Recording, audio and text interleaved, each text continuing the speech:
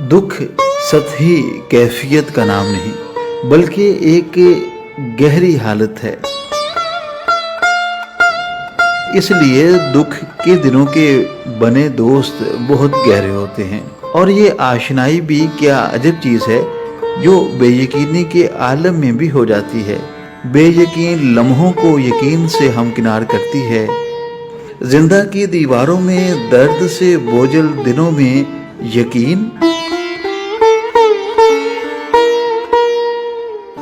हम सब कैदी एक ही दर्द से गुजर रहे थे, अपने घर, अपने रिश्तेदारों और अपने वतन से दूर। जवान कैदी भी दुखी थे, मगर ज्यादा उम्र वाले कैदी ज्यादा परेशानी में थे।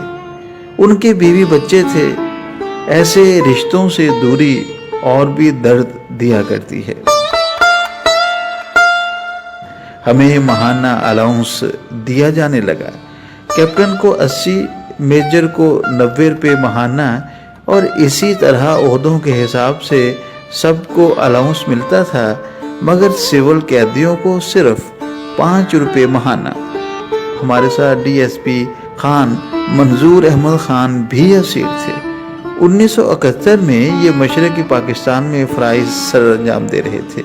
चूँकि वो पुलिस में थे, इसलिए सिविल ही तसव्वुर होते थे और उनका सिर्फ 5 रुपये महाना अलाउंस मुकर्रर किया गया।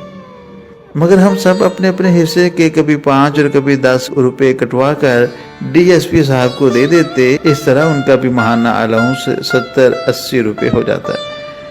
कैंप में कायम कैंटीन में चीज़ों की कीमतें कई गुना थी और सारा अलाउंस जल्द ही ख़त्म हो जाता है। डीएसपी साहब बातें बहुत करते और हमारा दिल लगा रहता। डीएसपी साहब अपनी जवानी के किस्से सुनाते, जवानी जो हमारा हाल थी और उनके लिए माजी बन रही थी, मगर हम दोनों के लिए ये बातें बहुत दिलचस्प हुआ करती। हम बहुत इन हमाक से सुनते और वो बड़े शौक से सुनाते। बातों बातों में कहीं प्यार का जिक्र आ जाता तो हम चौंक उठते। ये प्यार का जिक्र हमको चौंका क्यों देता था? हमें चौंकता देखकर डीएसपी के चेहरे का रंग खिल उठता और वो दाद तलब निगाहों से हमें देखते और किस्सा जारी रखते। कई बार किसी खतरनाक चोर को पकड़ने का कोई कारनामा लेकर बैठ जाते। पता नहीं उन्होंने इतने चोर पकड़े भी थे या नहीं, मगर इस चोर सिपाही की बातों से हमारा वक्त जरूर अच्छा गुजर जाता। डीएसपी साहब कभी अपने अफसरों के सख्त रवैये की बात करते। ये अफसर होते ही सख्त हैं, हम में से कुछ कहते, मगर हम सब अफसर ही थे मगर सख्त नहीं थे। हो सकता है कि मातहतों को सख्त ही लगते हों। 2.25 साल कैद काटने के बाद मैं कई शहरों में तैनात रहा, मगर जब मैं यहाँ फैसलाबाद में तैनात था तो खान मंजूर अहमद खान इन दिनों एसएसपी थे। मैं उनसे मिलने जाता रहा, मगर वो कुछ बूढ़े से हो गए थे, मगर उनकी बातें उसी तरह दिलचस्प थीं।